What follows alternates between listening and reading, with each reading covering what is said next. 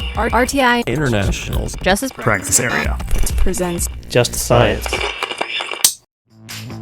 Welcome to Just Science, a podcast for justice professionals and anyone interested in learning more about forensic science, innovative technology, current research, and actionable strategies to improve the criminal justice system. In Episode 4 of our National Case Closed project, supporting best practices and investigation season, Just Science sat down with Michael McKissic, founder of the Mikey23 Foundation, Reverend Rodrick Burton, St. Louis Metropolitan Clergy Coalition's Chairperson for Public Safety, and Dr. Stacy Sechrist, Research Public Health Analyst at RTI International, to discuss the importance of building trust between law enforcement and community members and ultimately improving gun violence investigations. In many cities in the United States, there has been a growing mistrust between law enforcement and the community they serve, which can negatively impact violent crime investigations and public safety. In response, community organizations are working to bridge the gap between law enforcement and community members to form connections that are rooted in love and understanding. Listen along as Mike, Reverend Burton, and Dr. Sechrist describe recommendations for law enforcement to positively engage in their communities, how to navigate anti-snitching sentiments and fears of retaliation, and the importance of police reaching out to victims' families after a homicide. This episode is funded by the U.S. Department of Justice Bureau of Justice Assistance. Some content in this podcast may be considered sensitive and may evoke emotional responses or may not be appropriate for younger audiences. Here are your hosts, Julia Brenton and Stacy Sechrist.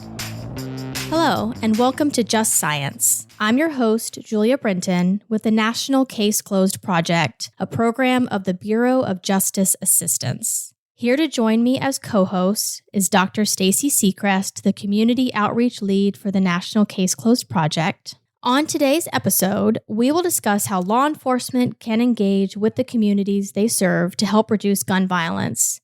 Here to guide us in this discussion is Mr. Michael McKissic, founder of the Mikey23 Foundation in Lansing, Michigan, and Reverend Rodrick Burton, lead pastor at the New Northside Missionary Baptist Church in St. Louis, Missouri. Welcome, Mike and Reverend Burton. Thank you so much for talking with us today. Appreciate it. Thank you for your interest. Thank you for having us, for speaking about this very important issue. And thank you for agreeing to host this session with me, Stacy. Absolutely. Thanks, Julia. So to kick us off, we're going to start with you, Mike. Can you talk to our listeners about what the driving force was for you to start the Mikey23 Foundation? It started August 1st of 2015 when my son Michael was murdered. We, as a family and a community, wanted to keep his legacy alive, and we started the Mikey23 Foundation to combat some of this gun violence that's in our community. We work with young adults and at-risk youth. One of the things that we do with the Mikey23 Foundation, we teach kids a building trade. We teach them how to electrical, plumbing, HVAC, roofing, siding, running small equipment, concrete, stonework. We teach them that. Our model is always simple, as I tell everyone, instead of picking up a gun to commit gun violence, pick up a hammer and build up your community. And so we learned teaching our youth in the city of Lansing, in the houses that we do rehab, we go around to neighborhoods that need a little love. We kind of say, like, if we pick a house in a neighborhood that needs a little love, then all the other neighbors will put love into their homes. And then it'll be a better neighborhood and it'll be a safer neighborhood. And the Mikey23 Foundation, when we teach in our youth, we try to bridge that gap between law enforcement and our community because it's needed. And so Mikey23 just don't do that. We have we have a scholarship for high schoolers. And what they have to do, they have to write an essay, a minimum of 500 words, how they will stop the violence in their community. And we give them a $2,500 scholarship. And whoever the winner, that we have judges that's not a part of Mikey23 choose which best essay that won that particular contest. And so what we tried to do, because our youth are involved or their peers are involved in sometimes there's gun violence. And so we always thought that listen to our youth, let's listen to them and see what kind of remedies they may have, because the age factor where we're dealing with gun violence in the city of Lansing is a range from 13 to 24 years of age. So that's the age factor is in the gun violence in our community. So therefore, that's the ages that we train in teaching the Mikey23 Foundation. And so people think Mikey23 is just a program to teach kids how to build, which is not. There's a mentoring piece to it also that goes with it.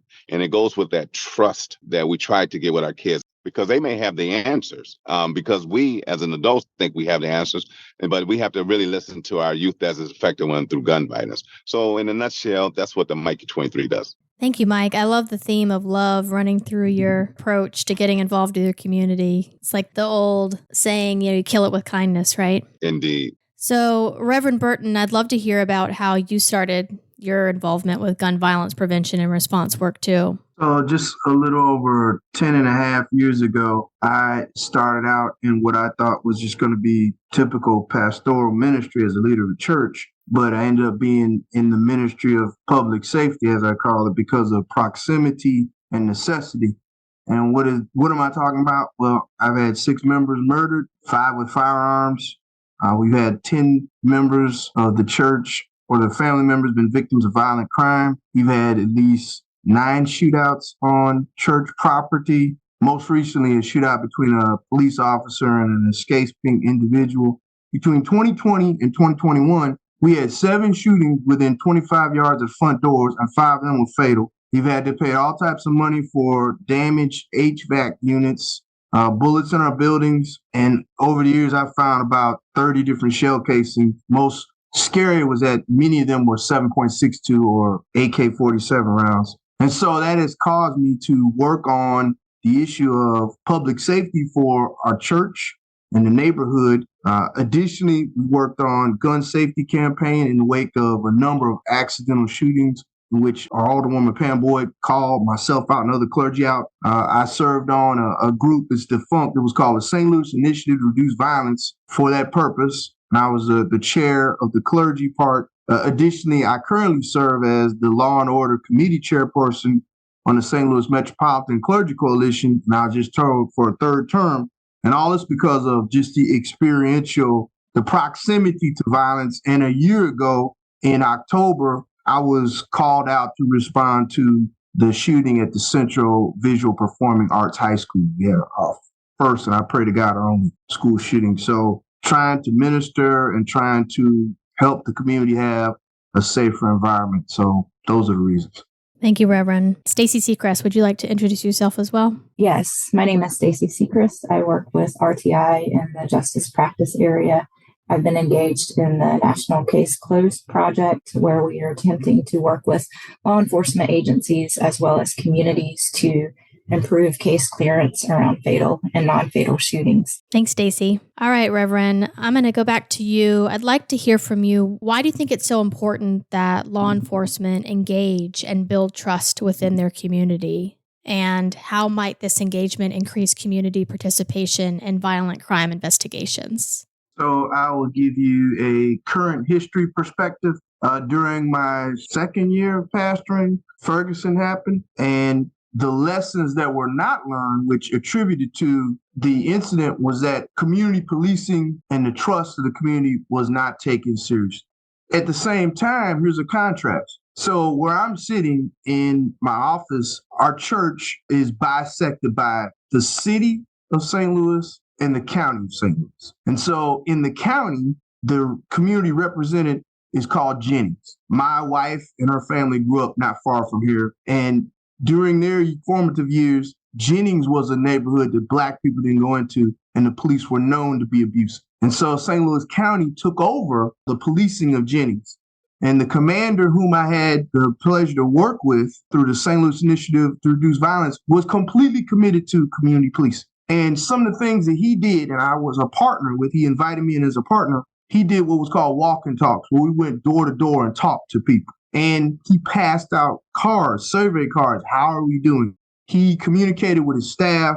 The buck stopped with him. And furthermore, they were going to have a posture of community police. And so the contrast was, if you went down West Florissant, you would pass through Jennings. There was a few boarded up windows. But then when you hit Ferguson, the difference was unbelievable. And it was because of the posture of community policing in practice versus no trust, limited trust in the community. Those are the lessons that I observed, how it can be done well, but then also when it's not done, you have potential chaos, you have cases not being solved, you have little to no communication. Thank you, Reverend. And Mike, what do you think about Reverend's perspective of being involved with the community? Have you witnessed similar engagement in Lansing, or has your experience been different? It has, so we're fortunate in Lansing that other organization, we kind of partner up with each other.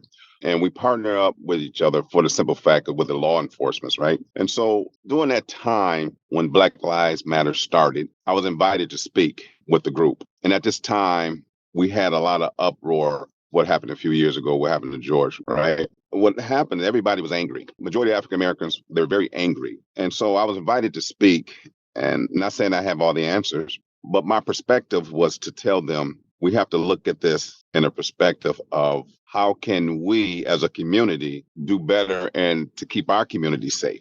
Because what happens is when a crime happens in our community, the officers comes, right? We want to prevent that. Our organization, Mikey23 and other organizations, we're trying to prevent that from even the officers coming to that point. And so I would like to speak about, when my son was murdered, right? And his case is unsolved. So I don't have the best of past, right? But I have a past that these kids now can relate to me now, which is a good thing when the kids aren't the kids I deal with on probation. So when my son was murdered, Michael, I was in a dark place. Mentally, I was in a dark place. And so as a father, I was just like my father reared me up. I was raised to provide for your family, protect your family. And so if I felt a failure by my son being murdered, right? Because he lived at home with his mother and I, working for the family construction company, doing very well. So when it happened, 2 days after, I get a knock at my door. It was a retired detective and haven't seen him in like 30-something years. He said, Michael, would you please let the law enforcement take care of this, because of my past, right? He said, please, they'll take care of this. And I said, that's what they're there for, And so I shared this story with my kids, and I share this story that I teach, and I share a story with my family when that happened. Only because to let you know that law enforcement, they come and volunteer for the Mikey23 Foundation. And the reason that I've seen the community engagement in our city with the law enforcement has been increased, especially with the last two chief of police. And actually, I think law enforcement and our community and the nonprofits that we work with gun violence, I think we're doing a fantastic job. It's just that what happens when you have a gun violence that happened a couple of days ago, the media put the spotlight on that, and it seems like the whole community is falling to pieces, but they're not. They're really coming in together. They really are coming together. What I'm seeing, but I have seen a difference in the community engagement, and we're gonna need more of that involved with our community. If I can add something on, one of the things that what I had to do over the course of just my history of being a pastor, not only did we have Ferguson, but most people outside of the St. Louis metropolitan area are unaware that there was another case that came a year or two after Ferguson in which a police officer, whom his name was Shockley, got off from a shooting that would, to everybody, it looked like it was murder. And so that had a whole nother launch of protests that went on for quite some time. And so there's been a lot of conversations around trust. And so where there's no trust, there's no security. But one of the ironies that I found over the years in hearing the call of no justice, no peace, is that when community offenders, individuals whose actions offend the community, are not brought into justice because of distrust, then there's no peace. And the community continues to be victimized, or what will happen is there will be retribution or a vigilante action to address that because there's no justice. And so we need, that trust has to be there so that there's communication, there is cooperation to bring peace to the community. One of the things that as Mikey23 has done, and a few years ago, we had a campaign on snitching, right? And we kind of turn it on its head and teaching the younger kids. Snitch is strong neighbors involved together create hope. And that's simply what it means for us. So we're trying to teach our youth that typically when you see something wrong in your community, it's not being called a snitch. It's mainly because you're trying to keep your community safe. You keep your community safe by letting someone know if somebody is next door to Mrs. Davis' house, robbing her or stealing from her or whatever the case be. That needs to be reported. That's not snitching, And so we try to teach our younger kids and we try to embed that in them. And so we are in a society that Like my son's case is still unsolved. We raised $70,000, but still no one wants to come forward, right? And so it's not about the money, but I think it's all about the community. If they've seen something, they feel like they're obligated to say something. You both have such incredible experience in building these partnerships and relationships with law enforcement in your community. And I think that the listeners would have a lot to learn. So I just wonder if you could each take a moment to talk about if you were to give advice to other community agencies or other community-based organizations who may be looking to establish or build a relationship with their local law enforcement. What 2 or 3 pieces of guidance would you give them in terms of how to start that? And I think, Reverend, you spoke of the need to also bring the rest of your community along with you. So if you could just talk a little bit about that. And Reverend, if you don't mind, we'll start with you and then we'll kick it over to Mike. Yeah, sure. So as I said, having so many different interactions out of necessity required me to be, our church to be proactive. And some of the things that I've suggested that people can do, you're looking to make a relationship of law enforcement is, number one, invite them. And so we've invited our chiefs, our local precinct commanders to come and introduce themselves to the community. Whenever there's been any cops on our property, we make sure to intentionally approach them, find out what's going on, introduce ourselves, invite them to various community events. In St. Louis, we have in some parts of the Midwest, it's a thing called Grills to Glory. And every Saturday, churches have hot dogs and food. Being intentional. The other thing that I've done is I've been intentional about asking for a presentation. So the internal affairs in St. Louis County is called the Bureau of Professional Affairs. We've asked them to come and explain to the community, how do you make a complaint? Additionally, times that I haven't been asked to things that were around public safety, I've asked to be invited. I've had said, hey, why don't you have any members of the clergy here? Or, other times I've been invited and I've shown up. So I would say the thing would be intentional about expecting law enforcement to have an ongoing conversation, and those dividends pay off because I had a relationship with the former St. Louis City Police Chief. We had an incident on our lot where our daycare center is, where a gentleman came on the lot. He had a gun. He was intoxicated. He dropped the gun. We called 911. No one came. After 45 minutes, I forego the chain of command. I called the chief and I said, hey, chief, what's the deal? We're calling. We got a person with a gun here. We got witnesses. We have people that want to be witnesses. No one has showed up. And so I wouldn't be able to make that call without having relationship. And so, unfortunately, we have a 911 problem in capacity. We'll talk about that a little bit later.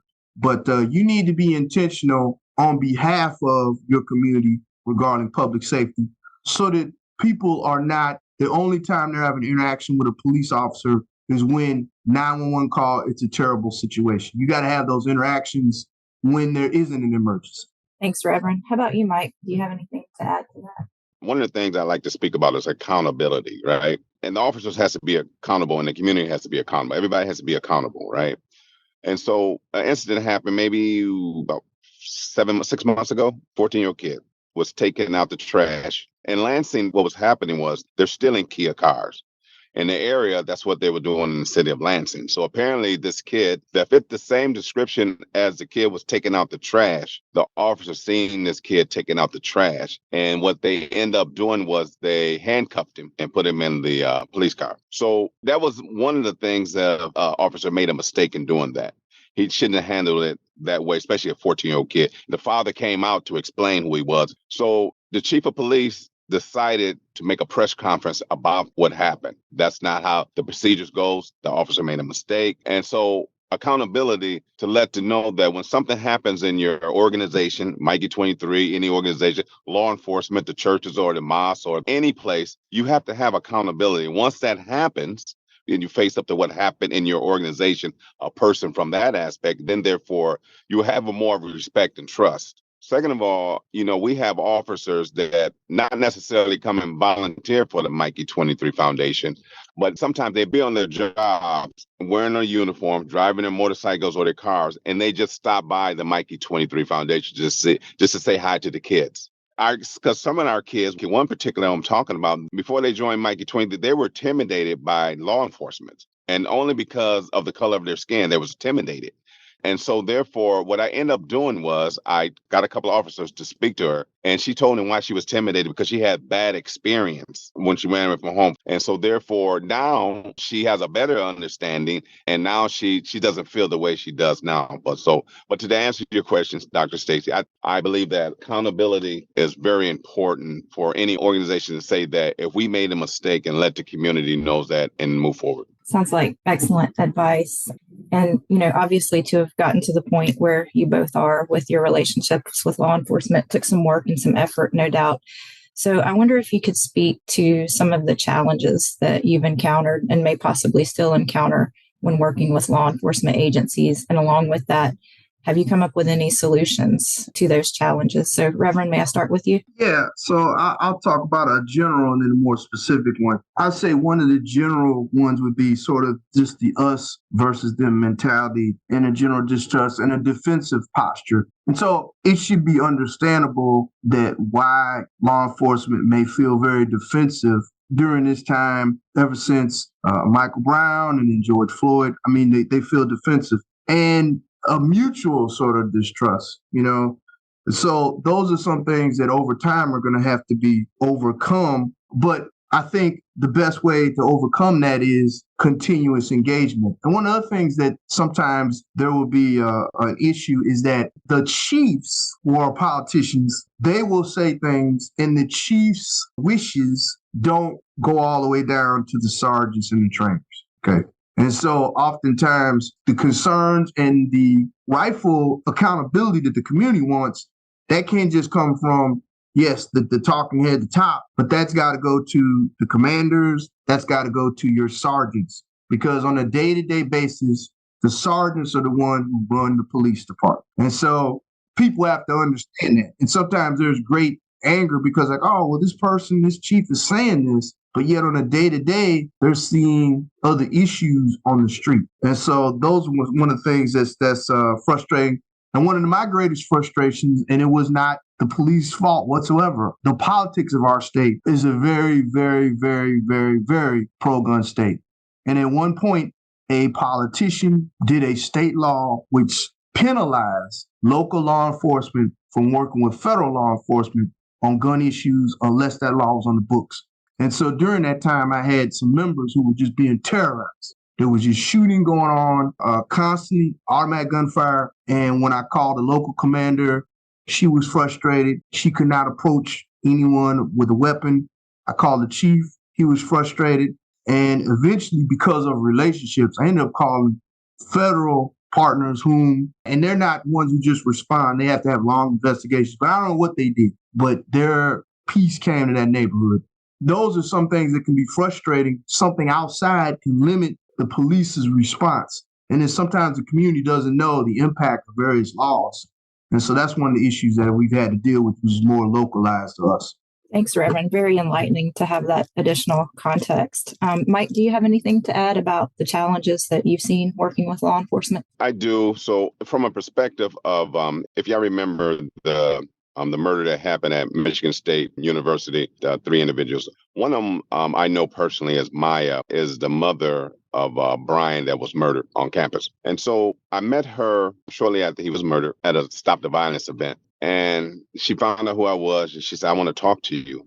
And I sent my condolences to her because, as a parent, it's not normal for us to bury a child. She told me she was frustrated with police department. Now, you have Lansing Police Department, and then you have East Lansing Police Department. East Lansing Police Department is on Michigan State campus. So that's who she was referring to. And she was frustrated because MSU, when something happens on campus, it's like an alert that happened. But the way the system ran that particular day, the kids didn't receive the information fast enough. So her son, they looked at his phone after he was murdered and they passed away and she got the phone. If it would have been 8 minutes sooner, if the system was working sooner, he would have missed the shooter that came into the school. So her frustrations was with the East Lansing Police Department. And so what I did was I did it intentionally. I hosted a Stop the Violence walk because Mikey23 just deal with the local law enforcement in our area with the Lansing Police Department. But so I did it on purpose with the Stop the Violence March this year. I combined the East Lansing and Lansing together with their law enforcement as well, so that she can have that relationship with the local law enforcement in her area and have that communication, because she was very angry. The challenge is bringing all the other law enforcements, right? Because you're just dealing with the local. We need to deal with, because we have 3 departments. We have East Lansing, we have Lansing, then we have Lansing Township. The challenge is that we need to spread out. Thank you both for your perspective on that. I'd like to shift gears just a little bit to talk about what you're seeing out and about in the community, especially for victims and witnesses of violent crimes and survivors, about why these people who have been subjected to violence over and over and over again don't participate in police investigations.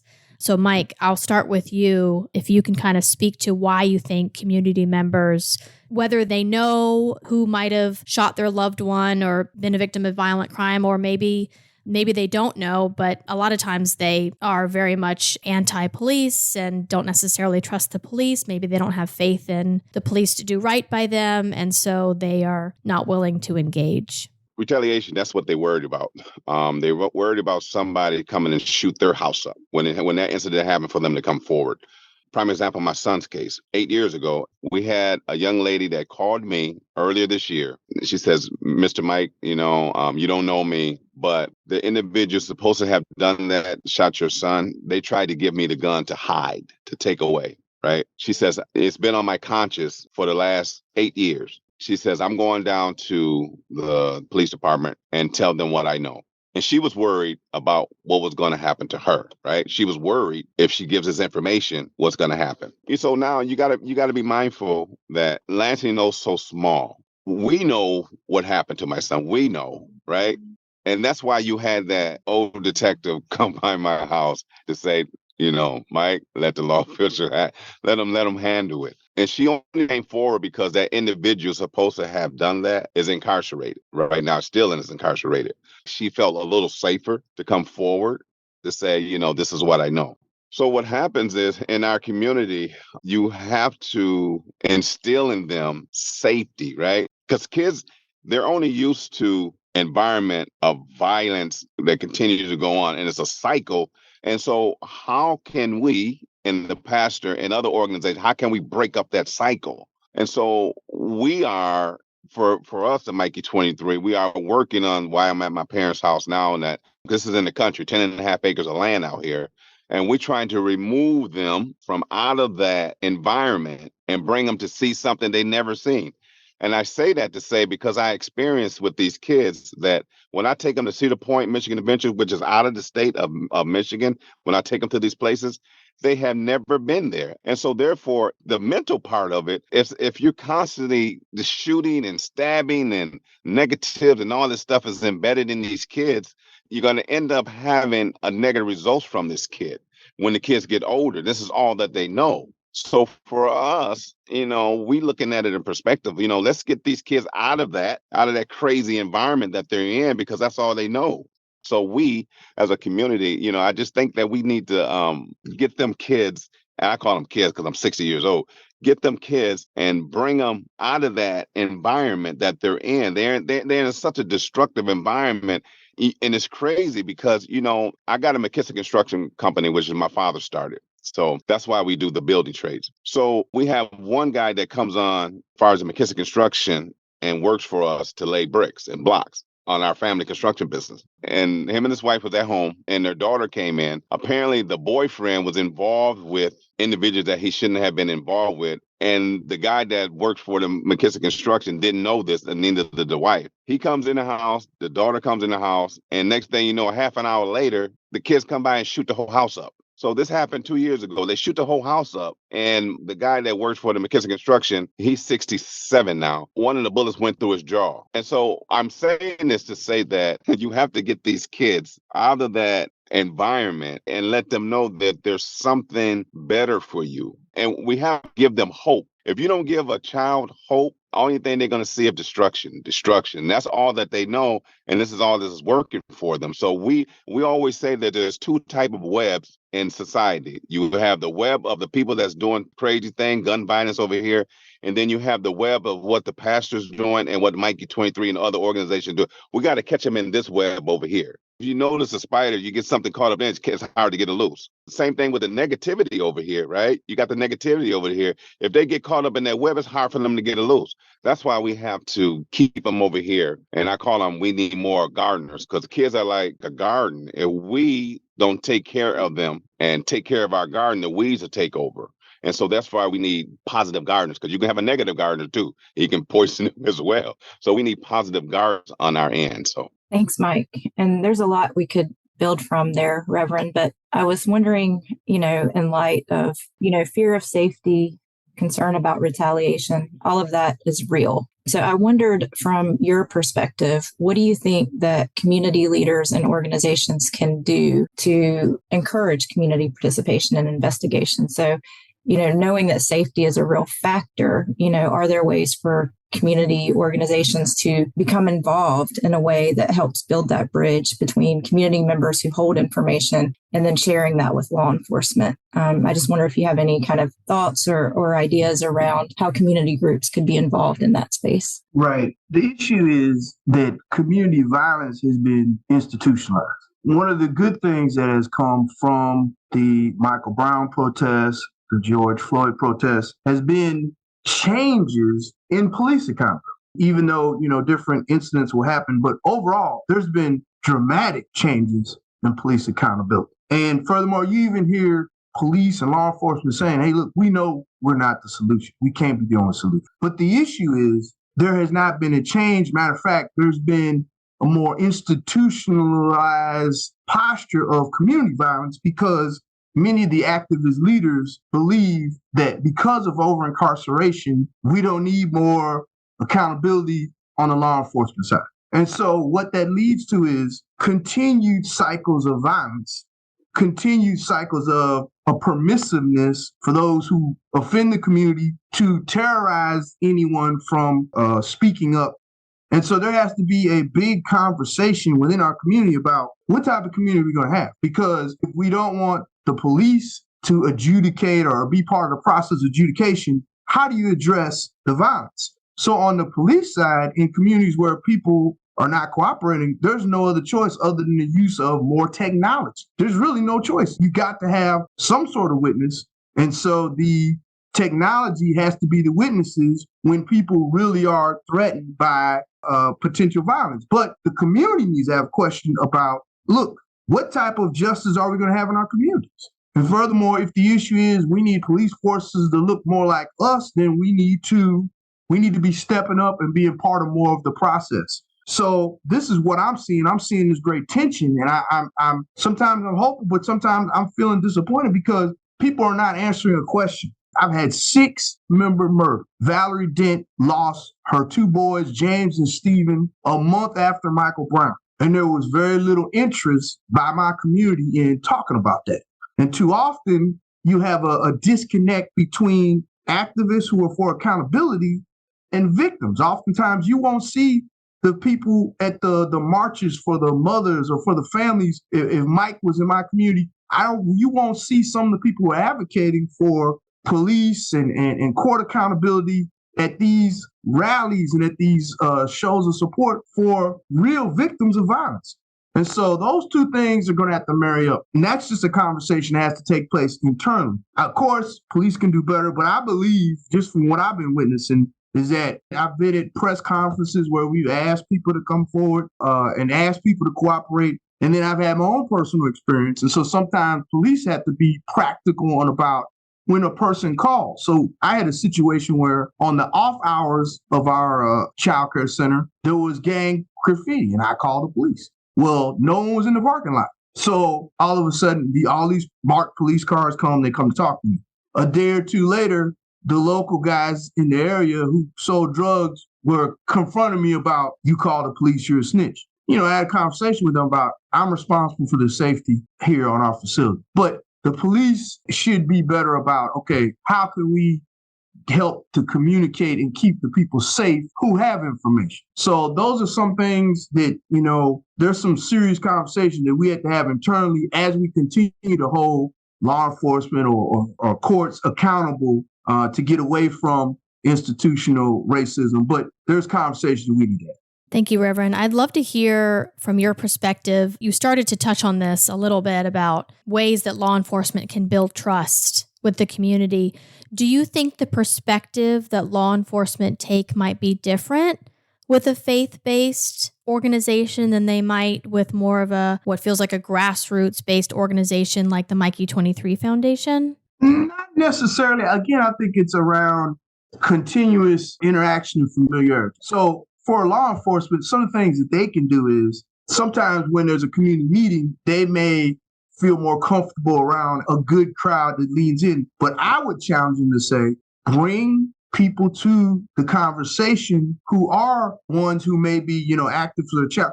Have that conversation in that space because you're showing that you are truly concerned and you want to hear all people's perspectives. A lot of times police officers, they're willing to run into a building with gunfire, but sometimes they're afraid to hear voices of people who have issues. And I would say, go ahead, show up, hear what the people have to say. By the fact that you're there and you're listening to the good and the bad, that means something. And furthermore, I would say challenge people to say, hey, okay, how can we do this better?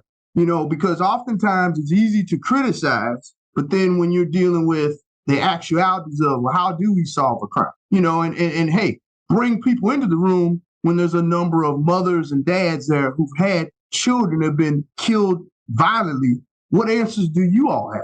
Okay, other than no incarceration or limited incarceration or no police. And so I think by bringing people into the space, let's deal with the reality of violence that's not institutional, violence that's not by law enforcement. Folks have to come together. And so, and then here's the last thing I'll say.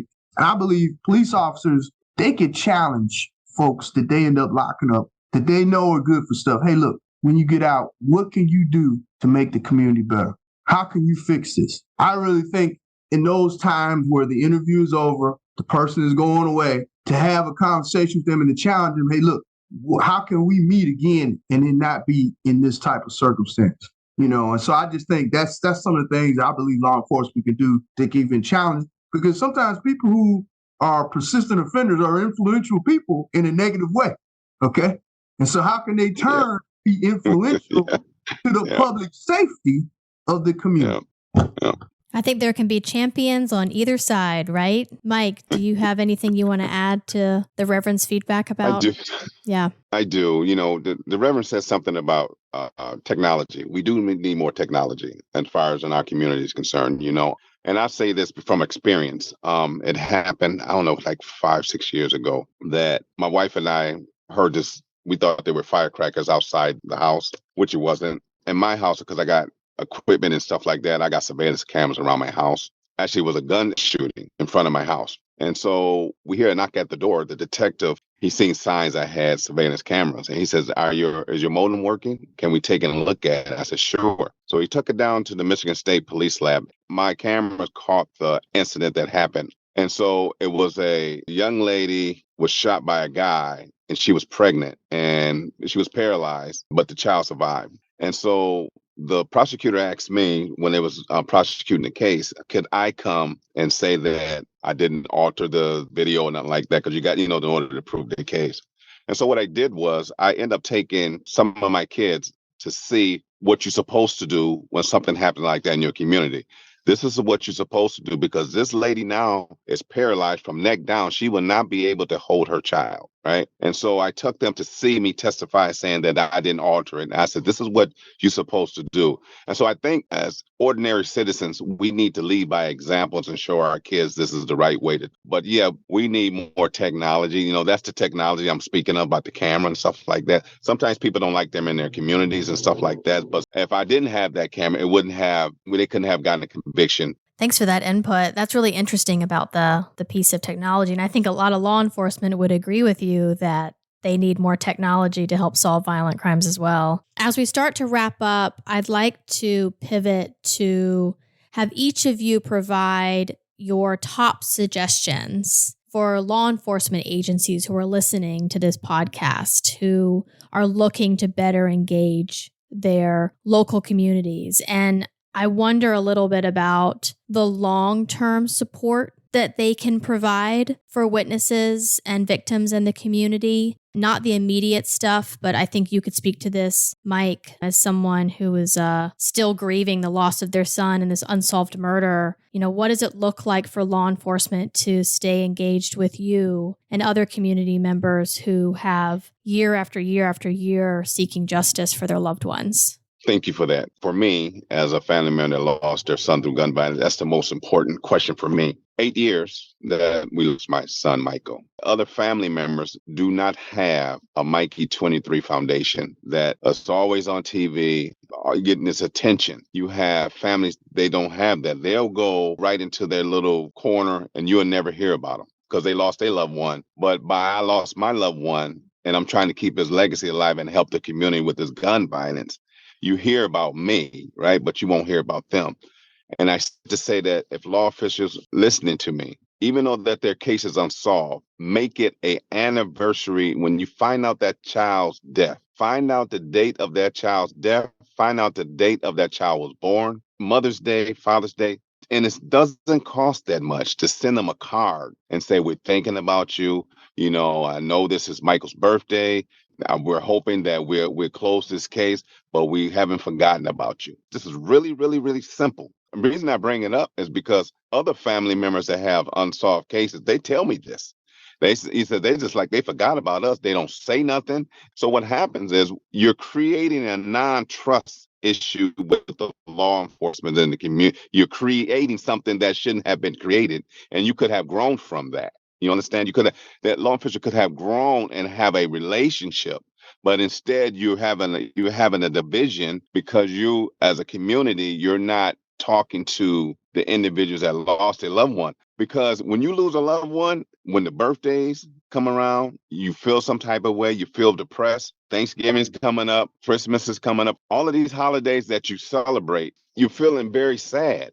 And then sometimes it can be to a point that when a loved one gets murdered in your family, it's a trickle down effect. The brothers and the siblings. And the reason that people embraced the Mikey23 Foundation, this was a loving kid. This kid used to help elderly people out here, and we didn't even know it until he passed away. But the other family members don't have that. So I would say this over and over and over again. Law officials, reach out to those loved ones, even though if it's non-fatal, still reach out to them, to the family members, still reach out to them and speak to them. But the ones that's fatal, like for me, I wish the law officials would do a better job in doing that because they reach out to me because we're the Mikey23, which we're blessed to be in the position that we're in to help out the community. But some of those family members, they do not have that. I hear that. And it's nice to know that you, even in the position of what you are kind of calling authority, elevated status because you have this established organization, it's just a small amount of effort from law enforcement. It doesn't matter who you are. It's still a human-to-human connection. Reverend, do you resonate with what Mike is talking about? Yeah, absolutely. And so I heard some of the same things, but I also heard that a lot of times the officers, when they don't have anything to report, they don't want to connect with the family because they don't have anything to report. And I stated this at the convening, have someone to send on the anniversary, just to send some communication. We have not forgotten.